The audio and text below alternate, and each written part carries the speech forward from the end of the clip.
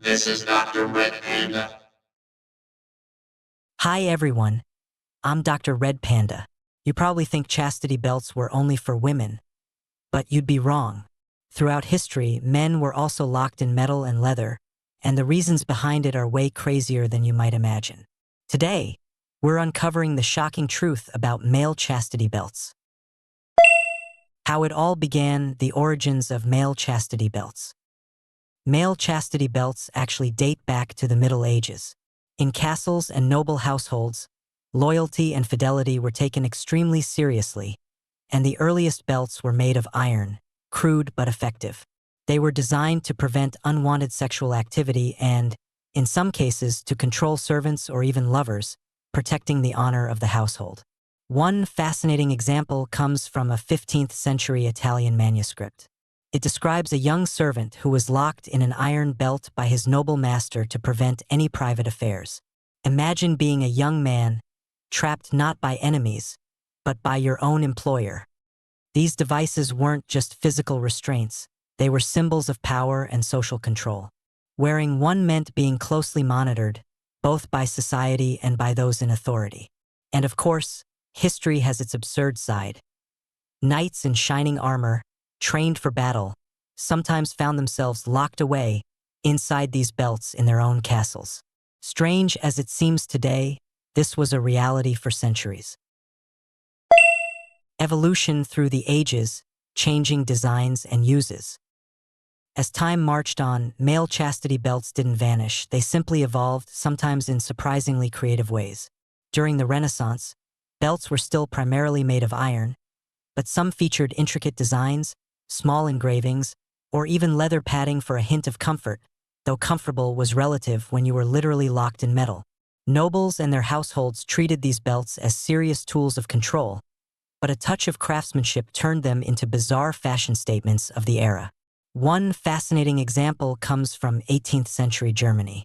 Today, a museum preserves an iron chastity belt with the owner's name engraved right on the metal. Imagine that, your name etched into a device that's keeping you literally in check. It was at once a restraint, a personal mark, and a symbol of social hierarchy. A clear message that disobedience would not be tolerated. As Europe moved into the Industrial Revolution, the belts improved in material and design. Adjustable mechanisms, sturdier iron, and occasionally padded leather made them slightly more practical, though hardly comfortable. Yet the core purpose remained the same: control, obedience, and social signaling. Historical records from the time are full of absurd stories. Young men locked into these belts repeatedly attempted daring escapes, only to be caught and resecured. Some even tried sawing, picking, or hiding keys, turning the situation into what could almost be called an escape room challenge. Beyond the practical and psychological, these devices also reflect societal obsession with loyalty, honor, and propriety. They were instruments of power, often wielded by nobles or masters to assert authority over those beneath them. But the stories also show the humor of human resilience. Clever tricks, failed escapes, and even the occasional clever prank reveal that people have always found ways to push back, even under absurd constraints. By the 19th century, male chastity belts began fading from everyday use, replaced by changing social norms and modern laws, but the fascination never disappeared. They became curiosities, collector's items, and sometimes legends whispered in historical texts. Through all the iron, leather, and frustration, one thing is clear: male chastity belts were as much about psychology, and sometimes absurd humor, as they were about restraint. Purpose and controversy, control, desire, or symbol. So why exactly did people use male chastity belts? On the surface, the answer seems simple: control. But dig a little deeper, and things get much more complicated. These devices were intended to prevent infidelity, enforce loyalty, and maintain social order. For nobles, locking up a servant or even a young knight meant protecting property, family honor, or even political alliances. One memorable example comes from 16th century France. Historical records describe a young knight who was locked in a belt by his master to prevent secret romances. But the knight wasn't a passive victim. He tried again and again to escape, only to be caught and relocked. The story reads like a darkly comic soap opera, highlighting the tension between control and human ingenuity. Beyond practical purposes, these belts were symbols. They represented power, authority, and sometimes even humiliation. A locked belt sent a message: you are not free to act as you please.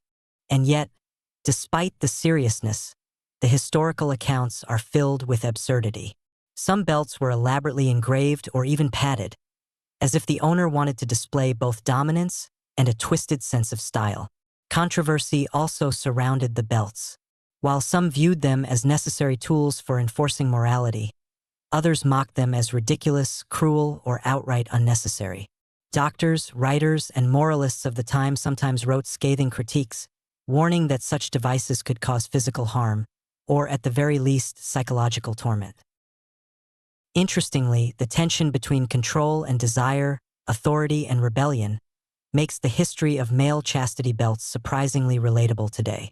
From noble masters to rebellious knights, the stories reveal a timeless struggle between societal expectations and human instincts, often played out in ways both serious and absurd.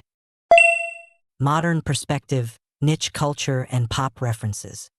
By the 20th and 21st centuries, male chastity belts had mostly disappeared from mainstream society, but fascination with them never went away. Today, they exist mainly in niche communities, BDSM culture, and as collectors' curiosities, blending history, fantasy, and sometimes humor. Take, for example, a small private museum in Germany. They display 18th and 19th century belts alongside modern replicas, drawing visitors curious about both the history and the sheer absurdity of the devices.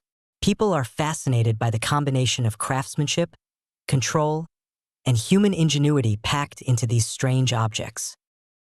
In modern times, chastity belts have also appeared in films, TV shows, and novels.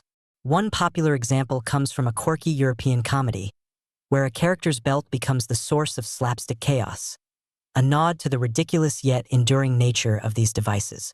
In some cases, couples even use modern chastity devices playfully or as part of consensual adult practices, showing how the concept has shifted from control to novelty or intimacy. Interestingly, while the context has changed, the psychological dynamic remains. The balance between restriction and desire, authority and rebellion, humor and seriousness. Even today, enthusiasts discuss locks, keys, and personal challenges, echoing centuries-old stories of medieval knights trying, and often failing, to escape. These modern stories show that male chastity belts are more than relics.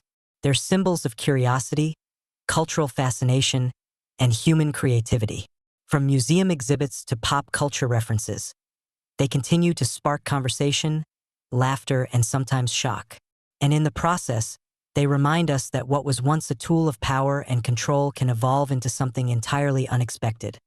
Sometimes playful, sometimes thought-provoking, but always intriguing. Reflection and discussion. What can we learn? As we've seen, male chastity belts have a long and surprising history, from crude iron restraints in medieval castles to modern curiosities and niche cultural items. They tell stories about loyalty, control, human ingenuity, and sometimes sheer absurdity. But history isn't just about objects. It's about people. Knights trying to escape, young servants locked up, nobles asserting authority. These stories show how humans have always struggled between rules, desire, and freedom. Here's a fun question for you. Ladies, would you ever consider buying your boyfriend one of these belts today? And for everyone else, if you were stuck in one, would you laugh, cry, or try to escape? Share your thoughts in the comments. We're curious to see how you'd handle centuries of restraint, humor, and human creativity. And that's a wrap for this episode of the video. I'm DR.RED Panda.